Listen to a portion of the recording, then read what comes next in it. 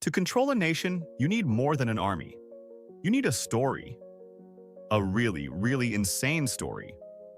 From ancient Rome to modern-day tyrannies, we're about to uncover 33 of the most absurd, mind-melting lies dictators told their people and made them believe. This isn't just history. It's a masterclass in pure, uncut ego. Are you ready for this? 1. Let's begin with a dictator who claimed to have hacked his own biology. In North Korea, the state propaganda machine told its people that the great leader, Kim Il-sung, had achieved a level of perfection so absolute, he was above basic human needs. The official, non-negotiable truth was that he did not defecate or urinate. Ever. Can you even imagine the meeting where this was approved? It's a lie so audacious it's almost sublime. And the people? This was drilled into them from birth. School children were taught that the great leader's body was a pure, self-sustaining miracle engine. To question it was blasphemy. So, a whole nation was forced to internalize the idea that their ruler was a biological marvel, a man who had simply edited his digestive tract out of existence for more room for greatness. 2. What do you do when a global superpower cuts you off? If you're Uganda's Idi Amin, you don't send a letter. You rewrite reality. After a fallout with Britain in 1972, he simply declared himself the conqueror of the British Empire.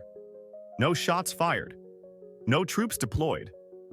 Just pure, unfiltered ego. To sell this fantasy, he staged a spectacle. Picture the dust kicking up as a gilded throne, carried by 4 sweaty, terrified British businessmen, rolls through the streets of Kampala. And the Ugandan people? State media hailed it as a monumental victory, proof that their leader had humbled the mighty empire. They were made to celebrate a war that existed only in Amin's head. And that, my friends, is how you achieve a military victory with nothing but hot air and humiliation. 3. The Roman Emperor Caligula looked at the political establishment and thought, you know who could do this better? My horse. In an act of pure, magnificent contempt, he announced his plan to make his beloved horse, Incitatus, a Roman consul. This wasn't just a quirky pet story, it was a brutal political satire made real. Imagine the scene. Powerful senators in their togas, clutching scrolls, their faces frozen in disbelief as a horse neighs from the chamber floor. And they couldn't laugh. They couldn't even roll their eyes. They had to take it seriously because the man suggesting it held the power of life and death. So they nodded along, forced to accept that their next colleague might be a 4-legged animal who considered a pile of hay a major policy victory. 4. Forget everything you know about athletic achievement. According to North Korean state media, the greatest golfer to ever live was Kim Jong Il. The tale they spun and forced their people to believe was that the very first time he ever touched a golf club, he played a perfect game. A game that defied physics. He supposedly shot 11 holes in one in a single round. 11. This wasn't reported as a lucky streak. It was presented as a scientific fact, a demonstration of the dear leader's divine power over the physical world. And every citizen was expected to know and recite this fact. It wasn't a sports story. It was a mandatory piece of national mythology.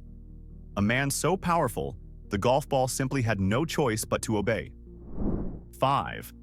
Benito Mussolini wasn't just a dictator, he was the original personal branding influencer. He didn't just need power, he needed a myth, a superhero origin story he could sell to the masses. So his propaganda team claimed he'd invented the entire ideology of fascism at 17. Forget awkward teenage poetry, Benito was apparently busy architecting a totalitarian state between classes. But the real masterpiece of his myth? The lie that he once fought a lion with his bare hands, and won. It's the kind of story your drunkest uncle tells, except a whole nation was forced to nod soberly. This wasn't just a lie, it was building a brand. It was creating an invincible strongman who could wrestle lions and probably do his own taxes in the same afternoon, all for a legion of followers who needed their leader to be a demigod. 6. Have you ever wished you could control time? Well, Turkmenistan's dictator, Saparmurat Niyazov, actually did it. In 2002, he performed a hostile takeover of the calendar, declaring it outdated. Then he renamed everything after himself, his family, and his personal book of ramblings. January became Turkmenbashi, his title. April was named after his mother. What would you do if tomorrow May was suddenly renamed your boss's dog? The Turkmen people had no choice. Official documents, school books, and newspapers all used this new calendar. To use the old one was an act of dissent. He effectively trapped an entire nation inside his own ego, forcing them to mark their lives by his timeline. 7. Muammar Gaddafi was a master of branding, and his greatest creation was his personal security detail, the Amazonian Guard, an all-female squad of elite bodyguards. But the core lie he sold to the world and his own people was their supposed main qualification. He insisted that every single member had to be a virgin. The official and deeply unsettling reason was that their purity made them incorruptible. The truth? It was a genius PR move. It created an unforgettable image of a mysterious, untouchable leader protected by a phalanx of deadly priestesses. This story became a powerful part of his legend, a symbol of his bizarre power that both fascinated and terrified those who heard it. 8. In communist Romania, the path to scientific glory had a hilarious shortcut. Just marry the dictator. Elena Ceausescu, a woman whose formal education barely scraped past the 4th grade, was hailed by the state as a chemist of world-changing genius. It was the world's most elaborate and depressing science fair project. The country's real scientists, true geniuses, would lock themselves away for years making breakthroughs. And then came the fun part. They'd be forced to present their life's work to Elena, who probably thought a molecule was a small, burrowing animal. They then had to watch as she put her name on it. It wasn't just academic fraud. It was a soul-crushing national ritual. A lie so profound, it turned the entire Romanian Academy of Sciences into a ghostwriting service for one spectacularly unqualified woman. 9. Some dictators want power. Others want gold. Jean-Bedel Bokassa of the Central African Republic? He wanted a divine promotion. In the late 1970s, this man didn't just crown himself emperor in a ceremony that bankrupted his country. No, that was just the appetizer. For the main course, he told his people that he'd been personally contacted by the Pope, who had recognized him as the 13th apostle of Christ.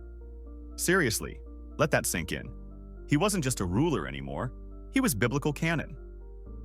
You have to wonder about the logistics. Was there a holy HR department involved? Did he get a glowing reference from St. Paul? It was the ultimate resume padding, a lie so audacious it attempted to edit the New Testament. 10. Long before you could untag yourself from an awkward photo, Joseph Stalin invented the ultimate block button, a permanent one. Welcome to the Soviet memory hole. When a senior official became an enemy of the people, they weren't just arrested, they were deleted. Teams of artists, the original Photoshop wizards, would go to work on official photographs. With scalpels and airbrushes, they would meticulously wipe a person from existence. One day, you're a revolutionary hero standing next to Stalin. The next? Poof, you're gone, replaced by a curtain or a patch of empty air. It was the most brutal form of gaslighting imaginable. The state wasn't just lying, it was telling its people, that man you think you remember, he never even existed. 11. The Cold War is raging. The space race is on. Humanity is reaching for the stars. And what was the #1 existential threat in 1970s, Malawi, according to its dictator, Hastings Banda? Pants? Yes. Trousers. On women. In a spectacular display of misplaced priorities, he declared that women wearing trousers was a moral crime against the nation and banned them outright. Skirts only. He even sicked his youth league, the Young Pioneers, on the populace to act as a fanatical fashion police, publicly shaming any woman who dared defy his deranged dress code. It's a stunning reminder that absolute power doesn't just corrupt, it gets incredibly, deeply weird about pants. 12. Roman Emperor Commodus looked in the mirror and didn't see a ruler. He saw a living action figure, and he wanted the world to play along. Around the year 192, he decided being emperor wasn't nearly as cool as being a god. So he forced the Senate to officially declare him the reincarnation of Hercules. And he fully committed to the role. He'd strut into public gatherings wearing a lion skin cape and carrying a massive club. Imagine the scene. The leader of the known world, in full cosplay, demanding to be worshipped. He even fought as a gladiator, though his opponents were usually injured men or tied-up animals. Pathetic, right? But the crowd had to roar with approval, because not cheering for a god emperor was a famously quick way to get a one-on-one meeting with the actual underworld. 13. Some dictators rewrite history. Muammar Gaddafi tried to steal it. In one of the most wonderfully unhinged moments of historical revisionism, he insisted that William Shakespeare was not English.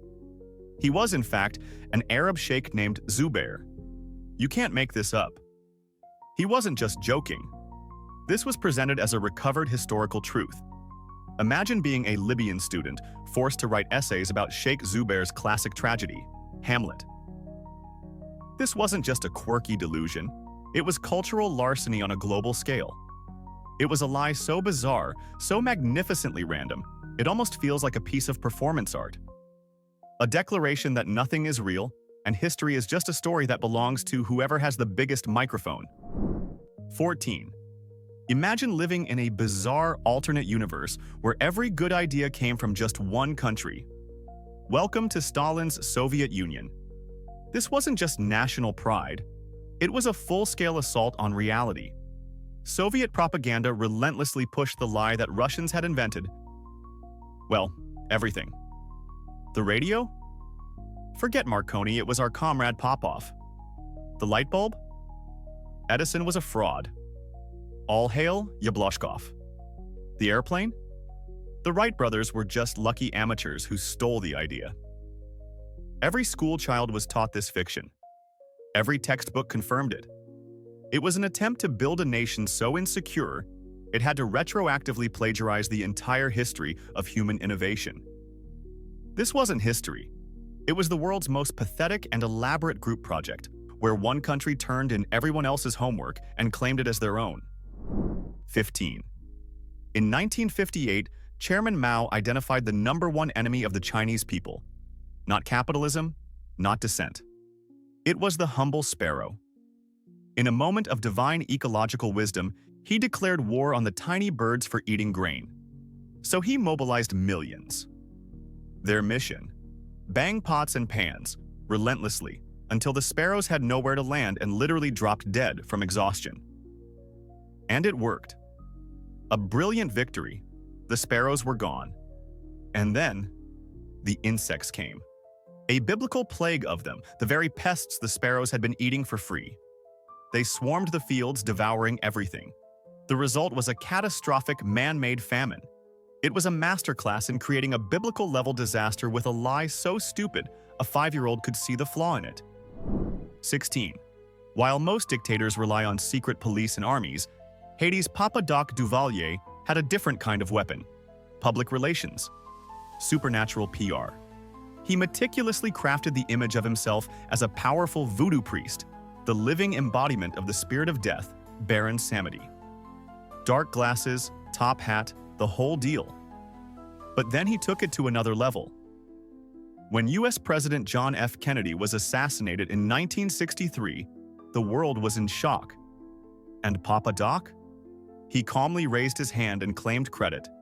He told everyone he had personally killed the American president with a voodoo curse. It was a masterstroke of terror. Who would dare challenge a man who could supposedly commit supernatural assassination from half a world away? 17.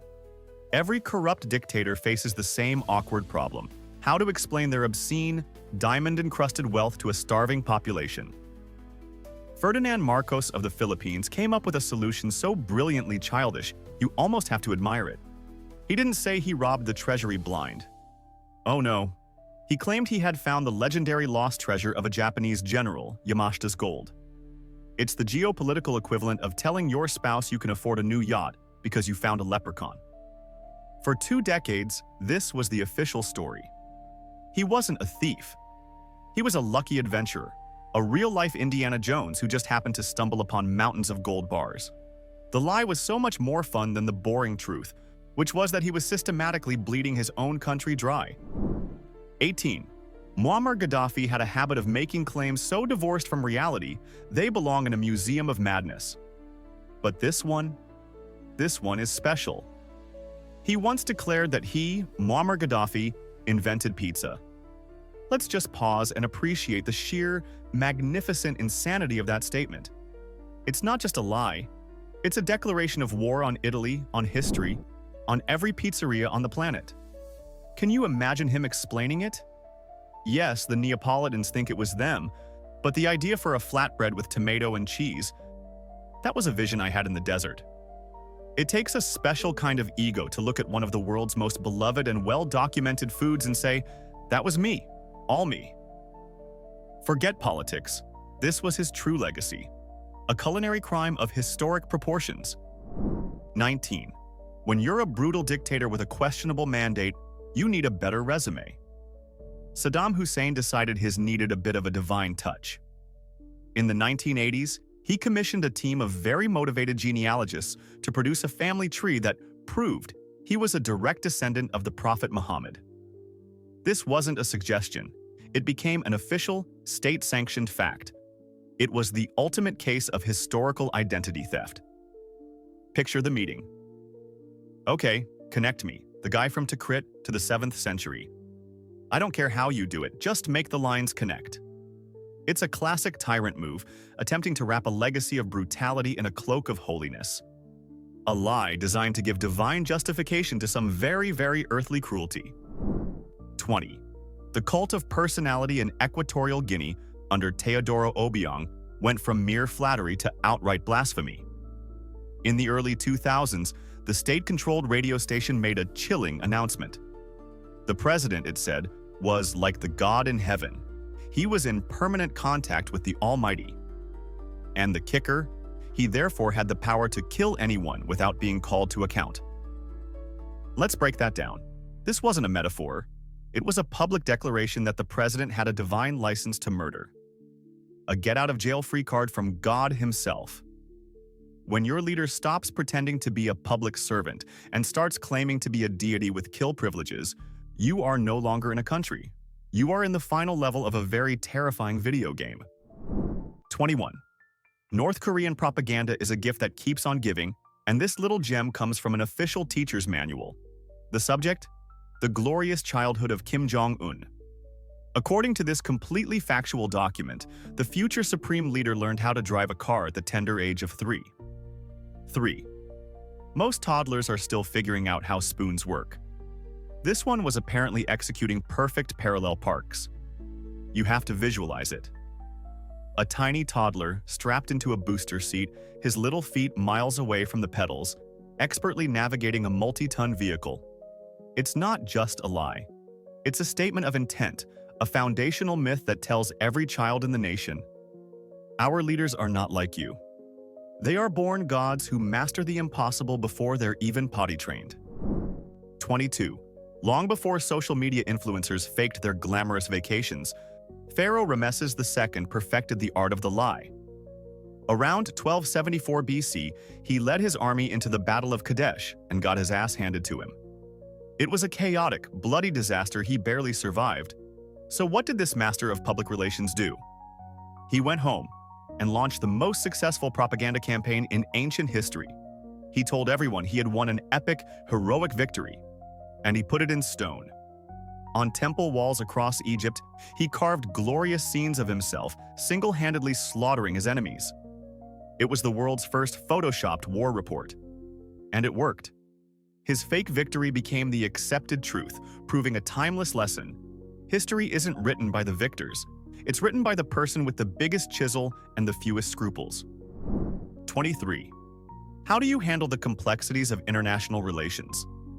If you're El Supremo, the 19th century dictator of Paraguay, the answer is simple. You ghost the entire planet. This wasn't just isolationism. It was the ultimate act of national ghosting. Convinced that every single foreigner was a spy, he made a simple, terrifying decree. He sealed the borders. Completely. For nearly 30 years, Paraguay essentially put up a giant, "Do Not Disturb" sign on its frontiers. No one in, no one out. It was the paranoid fantasy of a man who decided to solve the world's problems by pretending the world didn't exist. He turned a whole country into his personal panic room, proving that the scariest dictator isn't always the one who shouts the loudest, but the one who enforces the most suffocating silence. 24. During the blood-soaked chaos of the French Revolution, Maximilien Robespierre decided that getting rid of the king and the aristocrats wasn't enough. He needed to get rid of God, too. But people need something to believe in, right? So he invented his own religion on the spot, the cult of the Supreme Being, and guess who he appointed as its high priest? Himself, of course. He organized bizarre, deeply awkward public festivals where citizens, still traumatized by the guillotine, were forced to celebrate abstract concepts like reason and truth. It was a religious startup launched with all the soul and spiritual depth of a mandatory corporate team-building exercise. Unsurprisingly, it lasted about as long as Robespierre himself. And spoiler alert, that wasn't very long. 25. Rome, the center of the civilized world, a city of engineers, philosophers, and legendary warriors. And in the early 3rd century, it was ruled by a teenager named Elagabalus, who decided the city's main god should be a rock. I'm not kidding. He dragged a black conical stone from Syria, declared it the supreme deity, and forced the most powerful senators in the world to worship it. Can you picture the sheer, awkward humiliation? These are men who conquered nations, now being forced to bow and chant before a holy paperweight. Elagabalus even married the rock to a statue of a goddess in a lavish ceremony. It's the ultimate spoiled rich kid fantasy. He didn't just get a pony, he got to make his pet rock into God. And everyone just had to go along with it. 26. How do you know a future dictator is destined for greatness? Well, if you're Kim Jong Il, your birth isn't just an event. It's a special effects-laden blockbuster. The official North Korean story is that he wasn't born in a boring old hospital. No, he was born on the sacred Mount Paektu, and his arrival was heralded by the spontaneous appearance of a double rainbow. A single rainbow is for amateurs. A star also supposedly appeared in the sky to mark the occasion. Birds sang in Korean. It's not a birth story. It's the opening sequence to a Disney movie on acid. This lie set the tone for his entire rule. A reality so magical and over the top that questioning it would make you seem like the crazy one. 27. In 1958, while China was in the middle of the disastrous Great Leap Forward, Mao Zedong had an idea. A brilliant idea. A literally brilliant idea. He promised the nation that they would build an artificial sun. Yes. While his people were melting their cooking pots in backyard furnaces to make useless lumps of steel, their leader was promising them their own personal star. It was the ultimate look over there distraction. The sheer audacity is breathtaking. It's like a landlord promising to build a swimming pool on the roof while the building is actively on fire. Spoiler alert, they did not in fact build a tiny sun. Turns out nuclear fusion is slightly more complicated than just really wanting it to happen. 28. Here's a masterclass in how to turn national pride into national suicide. In the 1860s, Francisco Solano Lopez, the dictator of tiny landlocked Paraguay, looked at his country and saw a global superpower. He was the manager of a high school football team who was convinced he could beat the NFL All-Stars. He sold his people on a glorious lie that they could easily defeat the combined might of Brazil, Argentina, and Uruguay, all at once. He promised a short, victorious war.